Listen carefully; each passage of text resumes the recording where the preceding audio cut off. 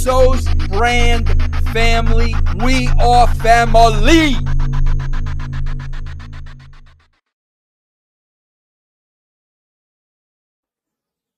Attitude Club for life.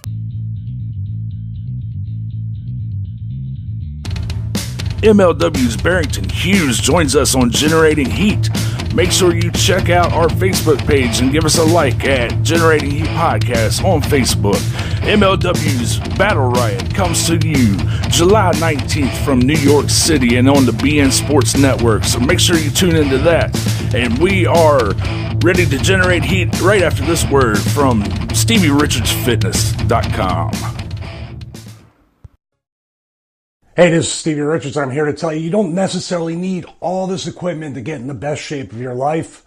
All you need is this, a resistance band. I'm so excited to offer the 12-week resistance band training program to you, which features an interactive PDF with full overview videos, modifications, descriptions of all the exercises, scalability, no matter what fitness level or what age you are. The PDF scales the workout to you. Also, after your instant download of the PDF, you get full direct email support right from me, as well as access to a Facebook group with an awesome interactive community. I can't wait to help you take control of your fitness journey. So just put in StevieRichardsFitness.com, go to the store, and download the 12-week resistance band training program.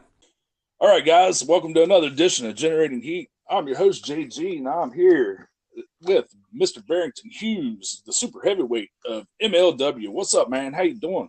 I'm feeling good, man. Feeling great. How are you?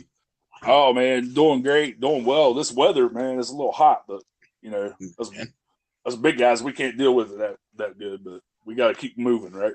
Yeah, we have to, man. It's a matter of survival. You know what I mean? I know, dude. Yeah. Yeah, man. I'm trying to get everybody from MLW, kind of getting them on the show promoting Battle Riot. Okay. So, yeah, we're doing it like that. And, yeah, just why don't you go ahead and tell us a little bit about your life growing up, man. How was things for you? Things were okay. You know, single mom. Dad wasn't really around. Had a great support system with other members of my family. My grandfather's the reason that I got into wrestling because he introduced me to it. Just watching it on a weekly basis and things like that. Also had a love of designing clothes and fashion and stuff like that. Stuff that wasn't really masculine at the time. And, right. You know what I mean? I kind of just took that and just ran with it anyway. And when I had the chance to get trained, I got trained by Rusty Brooks and Flex Magnum. Had a little bit of polishing from Gangrel and Stevie Richards, and here we are. Stevie Richards, he's actually a sponsor of the show, StevieRichardsFitness.com. Hey, with his resistance band training. So, what's up, Stevie? Stevie. Yeah. But yeah, man. Who was some of your favorite wrestlers growing up? Growing up, man, my absolute favorite will always be Razor Ramon, not Scott Hall. Razor Ramon. There's a difference. Yeah. Because he represented that Miami style thing. And just had that swagger, man. And then also was a big fan of Ron Simmons, Vader, R.I.P. Sorry about that. That was my homeboy walking through. Oh, you good? And just basically just a lot of the super heavyweights, Yokozuna, of course.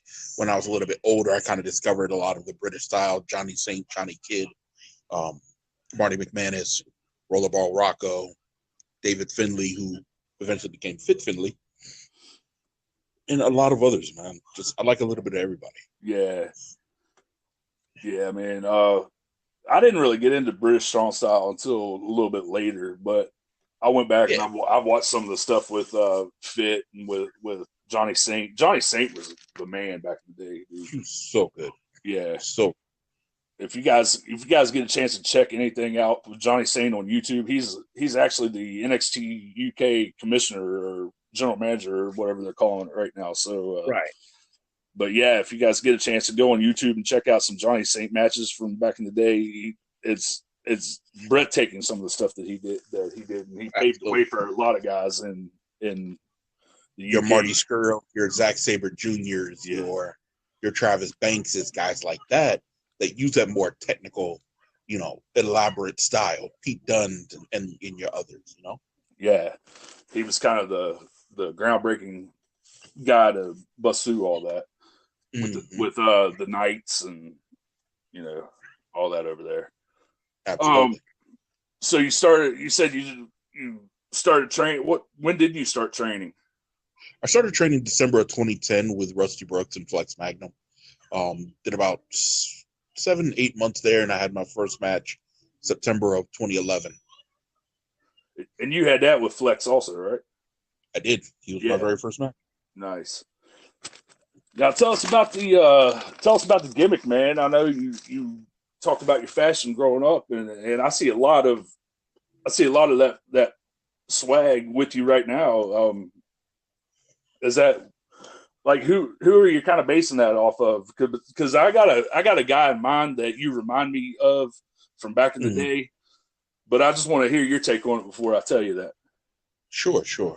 Honestly, it's just I've always liked watching fashion shows and looking at different patterns and different designs. I grew up in the art community. I went to an art magnet middle school doing 2D and 3D art. Fortunately, I let my attitude derail that, but it kind of ended up working in my favor later on in life. Just basically, it's me turned up to 11. It's me at the age of 18 where I was at my wildest, just brought into a wrestling ring and being allowed to reign free. Yeah. Now you, to me, I don't know how big of into the WCW product you was back in the 90s. If you say PN News, I will fight you in real life. That's exactly what I was going to say. That was my dude, though, for real. That was my dude back in the day, though. I'm not gonna kid you on that. I mean, I liked him a lot, right? Know? So yeah, PN News was he was a great gimmick. Yeah. The way it was booked and the way everything was presented just didn't fall in his favor. No, not at all. He was way ahead of his time. Right. Yes, me. Because then if you look at PN News and then you turn around and you look at Public Enemy, it was the exact same gimmick. Exactly. Same, yeah. So I guess you get that a lot, the PN News reference, right? Oh, I get PN News, I get Viscera, I get Mark Henry. You name it, I've been called it. You know what I mean? I don't really see. I see those. I mean, maybe a little bit in your game, but you're a little more athletic than they are, in my opinion, from what I've seen of you thus far. Thank you. Man. Yeah, for a guy of your size doing what you do, it's crazy.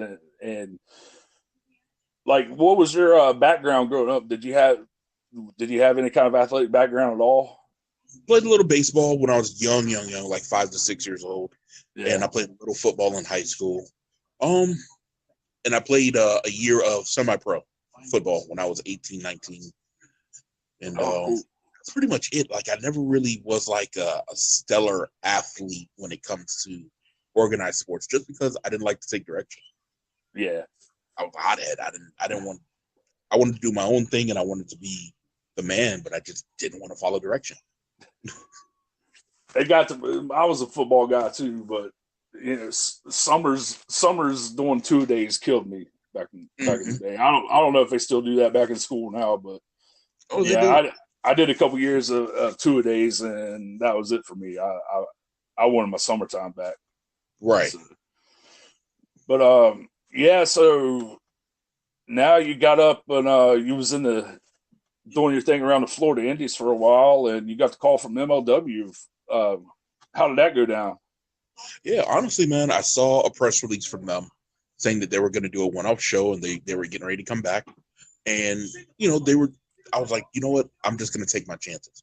I sent my information in, and the right people saw it, and they were interested, and they brought me in, and I've been here ever since. How's it going for you so far, you think? It's tremendous. I've never had so many eyes on me paying attention to what I do than I have since I've been a part of MLW. Yeah, and you're really kind of part of the main event picture. Just being around guys like Shane and Low Key and MVP, who I consider, a mentor, even though he's no longer here, it's tremendous, man. And the amount of trust that MLW has in me to put me in that scene, relatively unknown competitor, is it forces you to step your game up quick, man. Yeah.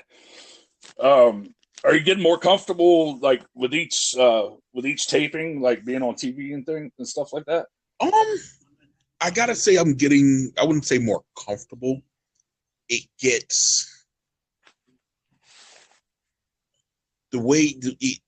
becomes more automatic. Right. It never gets easier, because the more you do it, the more that's expected of you. So it never gets easier, but you become more in tune with what's expected of you, and it becomes more automatic, if you kind of get what I'm saying. Yeah. Now you guys run out of the Guilt nightclub for a lot of your TV tapings. What's that environment like, being in an intimate environment like that? Is it more pressure, you think, because it's more of a like hands-on crowd, or would you rather it be like that instead of while you're still tuning your game a little bit? Well, I like it like that because you get that immediate response from the crowd. Right. If you're doing your job and they're responding to what you're supposed to be doing, you're doing your job. Fans, I don't care what anybody says, at the end of the day, you can have the coolest moves, you can have all the gifts, you can have whatever you want. If that crowd is not responding to what you're doing, you're not doing your job right. Yeah. How are you on the WWE product right now? Are you into it, or are you more of an old school guy, kind of like me? To be honest, man, I kind of haven't been watching the past few. I have Hulu, so I watch NXT from time to time, but not really too savvy on the main roster right now. Yeah, I love what NXT is doing. They're booking wrestling the right way. That's all I'm in tune to right now is NXT and MLW, because I think that both promotions are doing things, getting old school heat, so to say. You know what I mean? Like with the booking and things like that.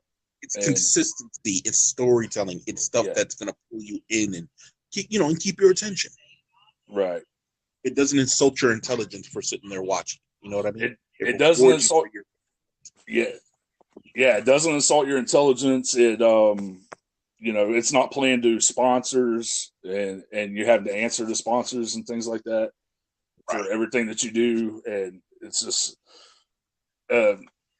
I love WWE. Don't get me wrong, and I will always be a wrestling fan. But we've had hills and valleys throughout the years with the product. So I mean, and you're going to have that with everything. You're not going to be 100% on top of your game all the time, and just, hopefully we're in a rebuilding pattern. Hopefully with these. With the new show SmackDown moving over to Fox and stuff, hopefully it'll still to pick up a little bit. We can hope, but at the same time, there's so many options out there now with your MLWs, with your New Japans, with your Ring of Honors, and all of your regional stuff that you can find on Sling and YouTube. There's so many different viable products out there to where you don't have to settle, and you don't have to hope and wait on one thing to get better. Find something else. Yeah. What do you think about that? Like all the, it's kind of like the territory system is coming back in a new age, so to speak. No, you're absolutely right. You're right, man, because it's like now, with the advent of live streaming, with iPay-per-view, with Roku, with Sling, with all of these different options now to present your product, you're able to get eyes on it that probably would have never seen it because they couldn't have, they didn't live in the area or they couldn't buy a ticket. It's great.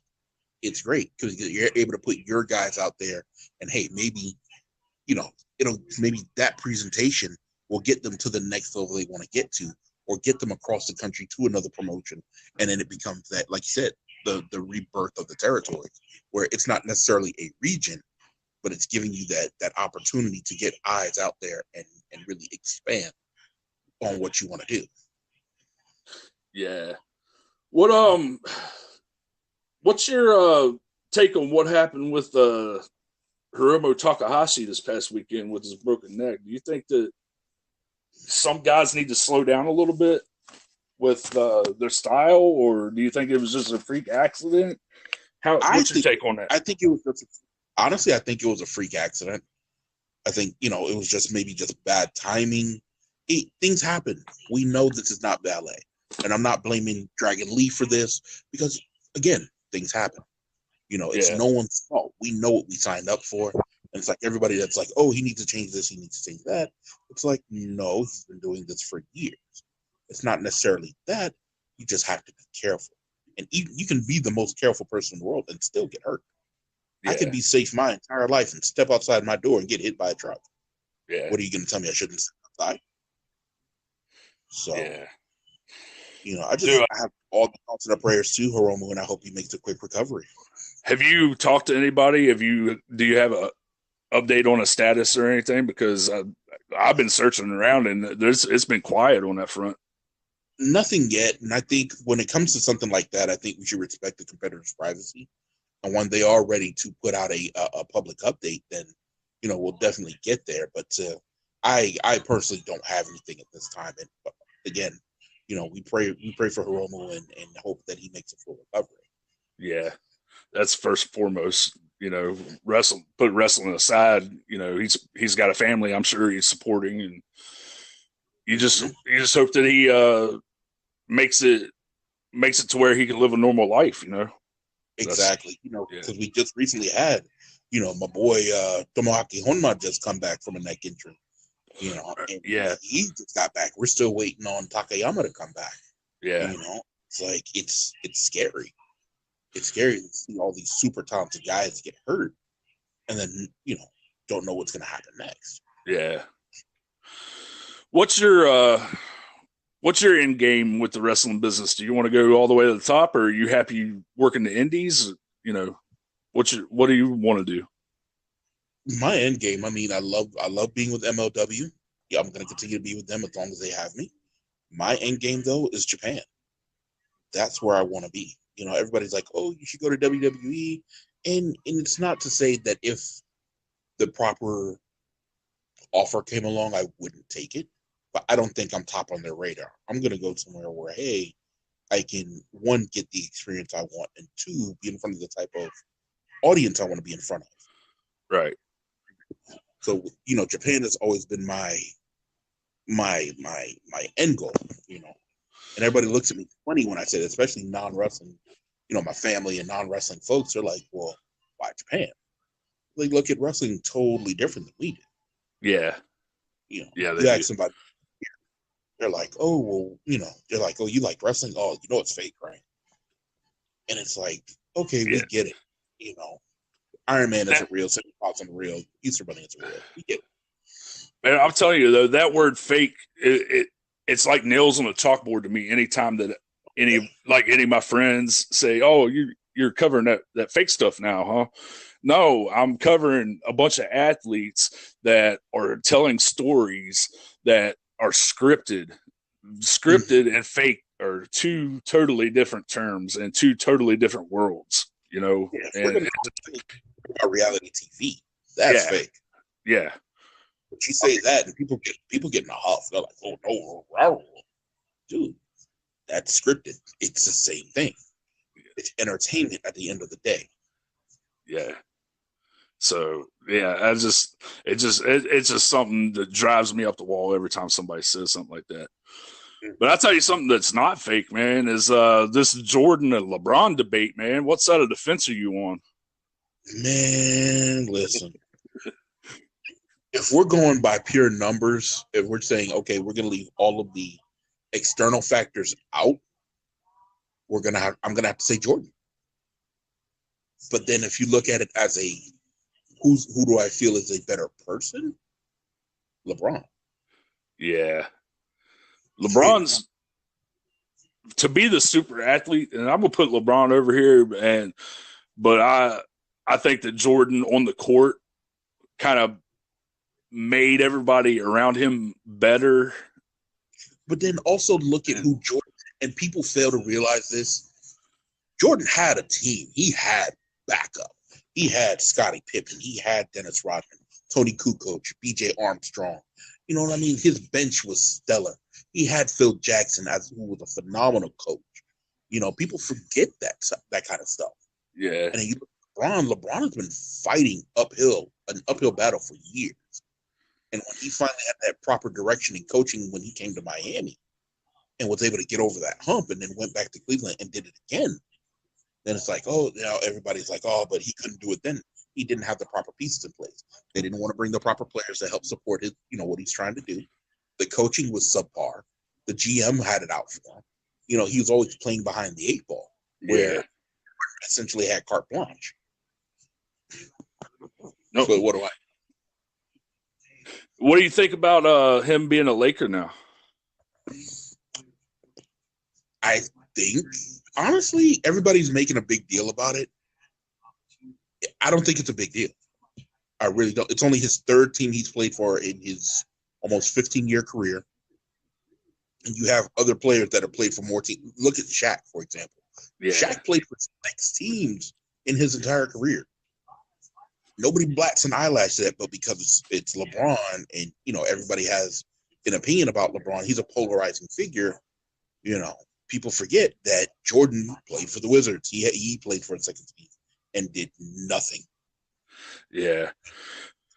I think where I'm at on this Jordan LeBron debate is kind of like, I think that, I'm not necessarily sure you can compare them as much as everybody is trying to.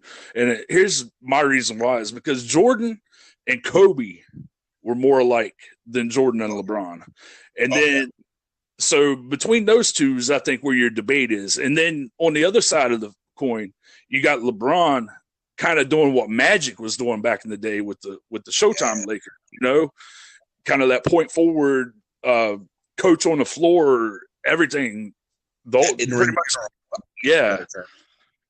Pretty much the entire spectrum like that. So, I think you're more into that's more of a conversation that can be had than Jordan versus LeBron, in my opinion. Yeah, but everybody's going to look at, who's the top star of this generation, who's the top star of that generation, and people forget about your Magics, people forget about your Larry Birds and things like that. Like, there were other guys there at the time too. And if we're going to add that in, Jordan played in a totally different league than what LeBron plays in. Yeah, what do you think about these super teams forming up now? Are you a fan of that, or do you? I'm like, look, get your money, get your championships, have your fun, do what you got to do.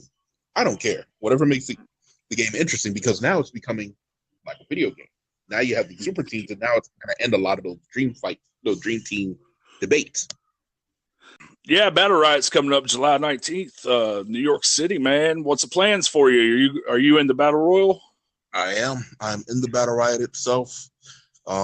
Just looking to, honestly, man, I'm just looking to have a great match. Everybody wants that opportunity for the world title, of course. But, it's for me, it's the championship opportunity.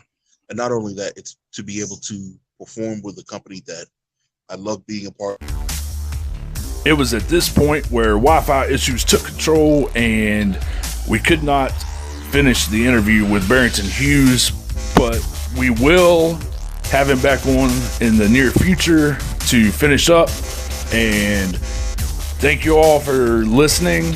Remember Battle Riot, July 19th from New York City on the BN Sports Network. And check out MLW Fusion each and every Friday night on the BN Sports Network, 8 p.m. Eastern Time. Thank you. This is JG from Generating Heat. And make sure you're liking our Facebook page at Generating Heat Podcast. Follow me on Twitter at JG Has Heat. Follow Barrington on Twitter at HughesyPoo. That's HughesyPoo on Twitter for Barrington Hughes. Thank you very much to Barrington, and I apologize once again for the Wi-Fi issues we had. We will have him back on in the very near future.